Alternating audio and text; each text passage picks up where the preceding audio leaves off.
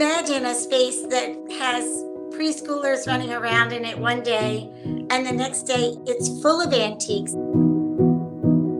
As you enter the atrium, you pick up your ticket, and the room is full of antiques and artwork and vendors.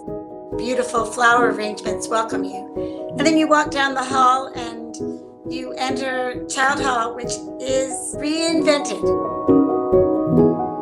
My mother was one of the very early ones who began the antique show. She loved people and she loved her church. My mother and dad were both very involved in it, but all the women in this organization, they worked together as a team to put on whatever was happening at the church. I've been involved with the antique show for a very long time. It's one of the fondest memories I have in terms of involvement at the Cathedral. My first experience with the antique show was as a young mother at the Cathedral of St. Philip. And this was a way of meeting new people and a way of doing some real good. It's like a theater opening in a way. For me, it's fun to be able to showcase our church and share it with the broader community outside of the Cathedral of St. Philip. The first few shows were a very simple show. We've added a tour of homes. We've added a tea room. We've added speaker series. One of the things that happened pretty quickly after we started the show was inviting in the antique dealers themselves to come to the show. The dealers and their booths in the hall, it's sort of like a neighborhood. The flowers have gotten more important and bigger as the time has gone by. We've created this enormous production, which is just a miracle in my mind. It became a very, very important event on the city's cultural calendar.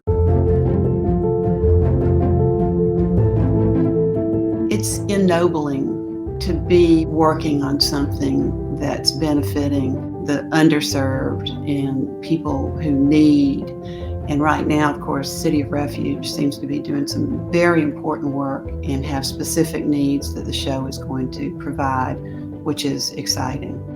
Emmaus House has been the beneficiary. The Bridge, Literacy Action, Georgia Council on Child Abuse.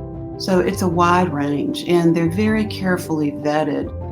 The one that I chose during my year was the Good Samaritan Health Center. We were able to give $240,000 to the Good Samaritan Health Center. Without a doubt, we would not be able to make the sort of contribution that we make to our beneficiaries without our corporate sponsors. We have a dedicated following of people that have enabled our gift year after year after year. I just adore everyone that's involved, and it has been a community inside of a larger community. The community that has formed around the antique show is what really makes you continue to come back. It's been 50 years of the ladies of the church just putting their mind and heart and soul into it and doing a task that takes hundreds of ladies and other support people to make it happen. 50 years of giving back.